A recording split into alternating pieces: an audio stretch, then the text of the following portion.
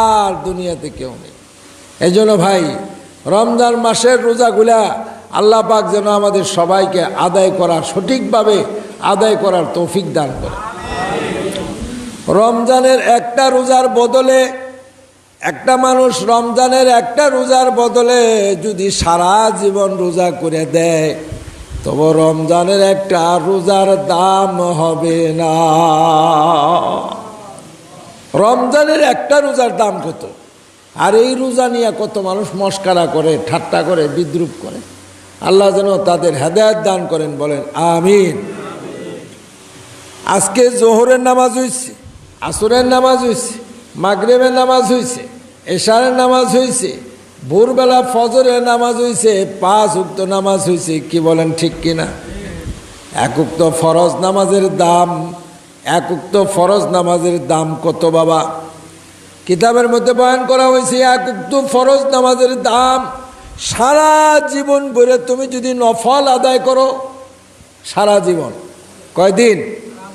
সারা জীবন, 50 বছর, 60 বছর, 70 বছর, 80 বছর, 90 বছর, 40 বছর, সাবাল্যকের পর থেকে সারা জীবন ভরে যদি তুমি নফল নামাজ পড়ো, সারা জীবনের নফল দিয়া এক ওয়াক্ত ফজরের ফরজ নামাজ 2 রাকাত মাত্র। কয় রাকাত? ফজর উঠতে কয় রাকাত ফরজ? 2 রাকাত ফরজ। এই 2 রাকাত ফরজ নামাজের দাম সারা জীবনের নফল দেওয়া হবে না। সুবহানাল্লাহ। ফরজের দাম কত? এই জন্য বলতেছিলাম, এবাদত 2 প্রকার, একটা হলো শরীরের এবাদত, আর একটা হলো মালের এবাদত। শরীরের এবাদতের মধ্যে কিছু এবাদত হলো ফরজ, কিছু এবাদত কি ফরজ। ফরজ আমলটা আগে ঠিক রাখা লাগবে। ফরজ আমল কি রাখা লাগবে? ঠিক রাখা লাগবে। 2 নম্বর মালি আমল, মালি এবাদত। মালি এবাদতের মধ্যেও কিছু ফরজ, কিছু নফল আছে। ফরজ হলো জাকাত দেওয়া। 1 নম্বর হলো ফরজ কি? জাকাত দেওয়া। হজ ফরজ হইলে হজ আদায় করা। মাল এই পরিমাণ যদি থাকে যে তার উপরে জাকাত ফরজ, তাহলে জাকাত আদায় করা ফরজ। আরেকটা কি? মাল থাকলে হজ করা কি ফরজ। এই দুইটাই মালের ফরজ, এই দুইটাই কি মালে ফরজ। আরেকটা হলো যদি মান্নত করে কেউ, মান্নত করে, মান্নত পরিশোধ করা হলো ওয়াজিব। টাকা দিয়া মান্নত পরিশোধ করা হলো কি ওয়াজিব। কেউ যদি মান্নত করে, যেমন কোরবানি, কোরবানি মান্নত না, কোরবানি ওয়াজিব। কোরবানি কি ওয়াজিব, এটা মালের ইবাদত। এর পরে জাকাত, হজ, তারপরে কোরবানি, এর পরে হলো সদকায়ে ফেতর।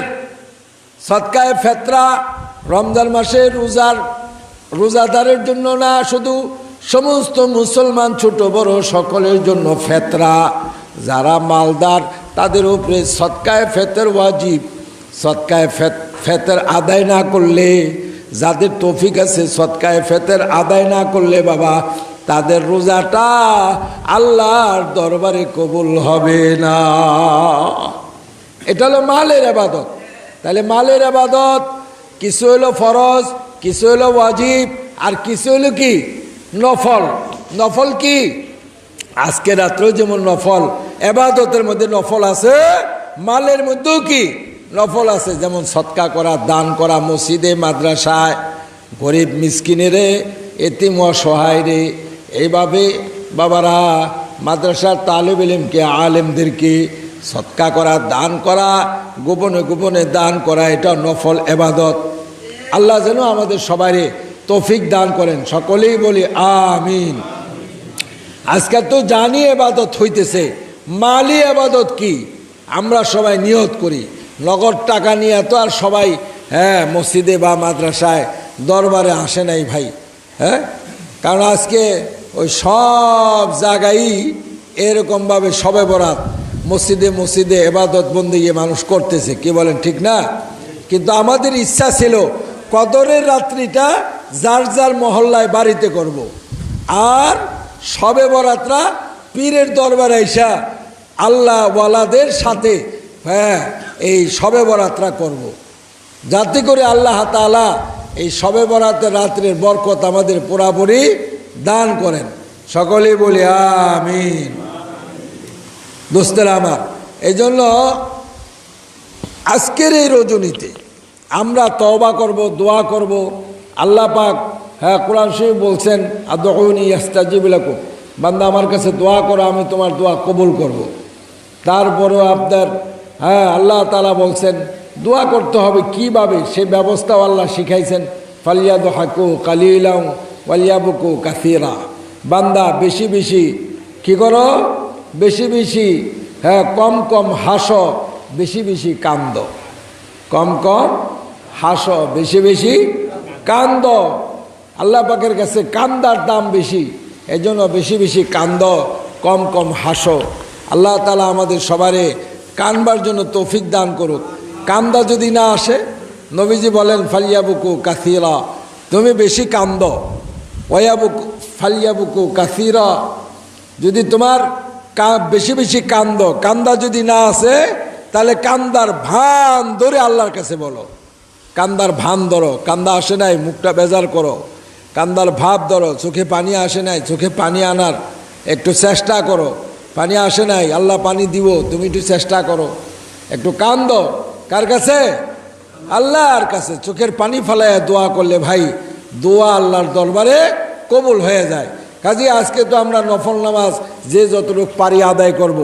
পাশাপাশি এই নফল দান, সামনে রমজান মাস, আমি আপনাদের কাছে এখনই বলে রাখি, পরে আর সুযোগ পাই কি না পাই, আমাদের মাদ্রাসায় এখানে এতিমখানা আছে।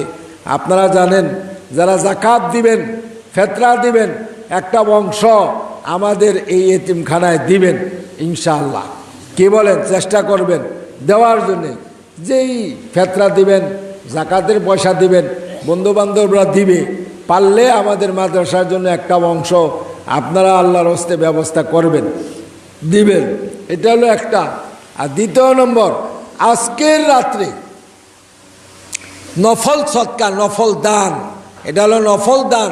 এই যে আল্লাহর ঘর, মসজিদ যেখানে আপনারা বসছেন, এই যে বসতে যাইয়া এই পর্যন্ত এই জমিন বাদে শুধু এই বিল্ডিংটুক, এই যে মসজিদের এই যতটুক কাজ হয়েছে, এই এতটুক কাজের ভিতরে 42 লক্ষ টাকা চলে গেছে। এইটুক কাজের ভিতরেই 42 লক্ষ টাকা আল্লাহর ঘরের জন্য চলে গেছে। আল্লাহই দিছেন, আল্লাহর ঘরে খরচ করছি ভাই।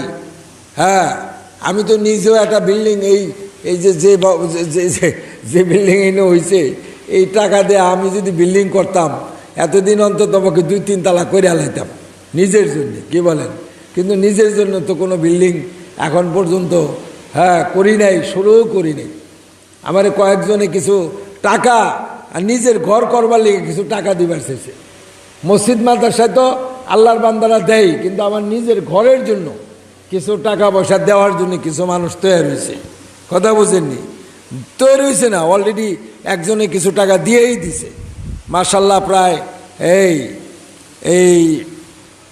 প্রায় 1.5 লক্ষ টাকার মতো একজনে দিয়েই দিছে আমার একটা থাকার ঘর বানিয়ে বেলিয়ে।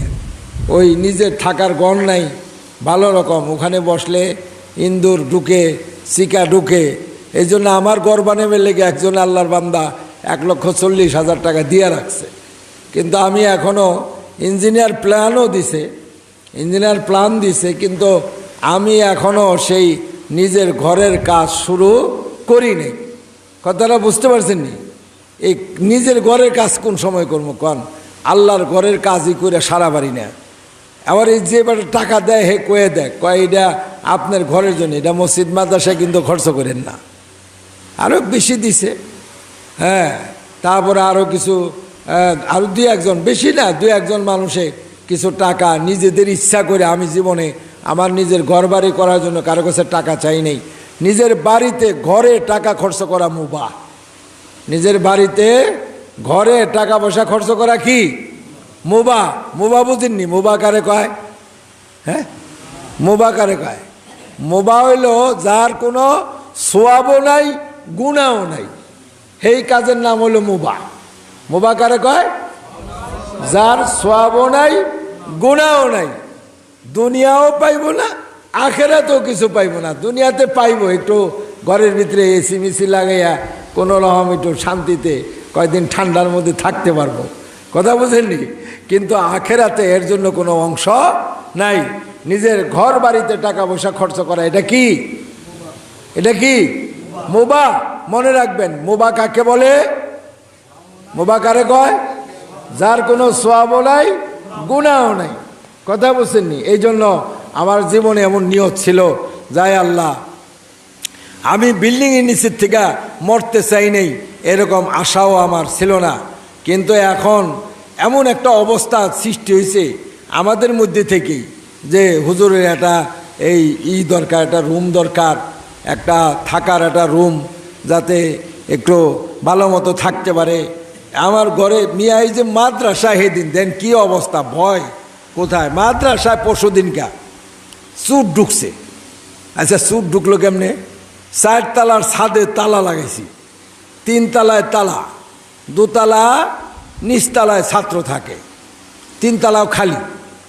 এখন পর্যন্ত ছাত্র ওই পরিমাণ আসে নাই, 3 তলা লাগে না, তো 2 তলা নিচতলা খালি। চোরাই করছি কি, যে আমরা নামাজ পড়বার আসি গেট খুলা, এই সময় চোরাই একটা ঢুইকা হেই 3 তলার ওই সিঁড়ির কাছে যাইয়া, ওখানে তো কোনো মানুষ উঠে না, অন্ধকারের মধ্যে একটা খেতা বাতনি নিয়ে হেনে বিছাইয়া বালিশ নিয়ে হেনে শুয়ে রয়েছে। কত বড় শয়তান, চিন্তা করছেন? তারপরে করছে কি, যখন ছাত্ররা সব ঘুমাইছে তখন এই বিভিন্ন গাঠটি আইতে বেরিয়েছে, গাঠটি গুটি আইতে একজনের 60 টাকা নিছে, আর বাকিটি নেওয়ার আগেই হুজুরগণ নজরে পড়ে গেছে গা।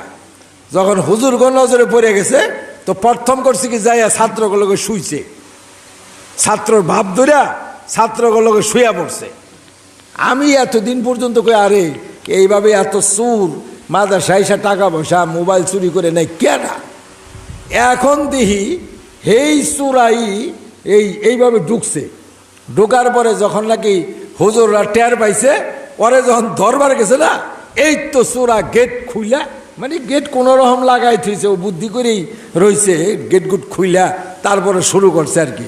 এই গেট দিয়ে দৌড়ে পলাইছে, পলাইয়া বাইরে গেছে গা, কথা বুঝছেননি? আমি কই এই তো চোরা এতদিনে পাওয়া গেছে। চিন্তা করছেন যে মাদ্রাসা বিল্ডিংয়ের ভিতরে চোর ঢুকে, তারপরে আমার এই ভাঙ্গা ঘরে যে চোর ঢুকবো না, এটার তো আর কোনো নাই। আমার ঘরেও একবার এরম এই মোবাইল থুইছি চার্জে, এই মোবাইল করছে কি, ওই কঞ্চি আছে না, বাঁশের কঞ্চি দিয়া কুটা বানাইয়া এই মোবাইল জানালা দিয়া, জানালা খুলে রাখছি গরমের মধ্যে, এই জানালার ফাঁক দিয়া কোটানা দিয়া এই আমার মোবাইল টানা শুরু করছে। তখন বাস পাইছি, কেরারে কয়ে উঠছে, আর দৌড়, কোটা মোটা থুই দৌড়। কের কোটা ধরবো, তখন জান বাসা, কথা বলছেননি? তা আমার ঘরের এই যে চিকা ঢুকে, এইটা ঢুকে, এইটা ঢুকে, এই হলো ঘরের অবস্থা, কথা বুঝছেননি? তো এই সব দেখা কিছু আল্লাহর বান্দা তাকে দয়া ময়া লাগছে, তারা কয় আমরা আপনার এই ঘর করে দিব। আচ্ছা দিয়েন, তো ঘর করে দিবেন, দেন। কয় ইঞ্জিনিয়ার প্ল্যান করছে, প্ল্যান করে এখন প্ল্যান হাতে দিছে, কিন্তু কাজ এখনও শুরু করি নেই। একজনে কিছু টাকা দিছে, আবার আপনারা কইবেন যে এই যে হুজুরে যে দালান করবার চায় না, এই বিল্ডিং করে কি দিয়া? আপনারা তো আবার শয়তানে ধোকা দেয় অনেকের। কারণ আমার বিবি সাহেব মারা গেছেন, ওলিউল্লাহর আম্মা মারা গেছেন, নতুন বিবাহ করতে যে আমরা মহারণার টাকা সারা জীবনই, আগের বিবি যিনি আমার ছিলেন ওই যে এখানে কবর, তো বিবি সাহেবের মহারণার টাকা নগদ পরিশোধ করে দিছি। আবার এখন নতুন যিনি আসছেন ওনারও মহারণার টাকা সব পরিশোধ করে দিছি, 1 টাকাও বাকি নেই, যা মহারণার টাকা সব দিয়ে দিছি নগদ দেওয়া এটা জরুরি, ওয়াজিব হলো, নগদ পারলে নগদ দিয়ে দিবেন, মহারণার টাকা বাকি রাখবেন না। তো দিয়ে দিছি, যে 2-1 জনের আবার শয়তানে পাইছে, হেরা কয় হুজুরে মাদ্রাসার কাম করা পারে না, মসজিদের কাম করা পারে না, হুজুরকে বেতন দেওয়া পারে না, আবার 1 লাখ টাকা মহারণা, এটা দিল কেমনে, কই থেকে দিল, কই পাইল টাকা? চিন্তা করেন শয়তানে কেমনে পাইছে, আরে শয়তানে কেমনে পাইছে, হুজুরে টাকা দিল কই? আসলে এই টাকাটা দিলাম কেমনে?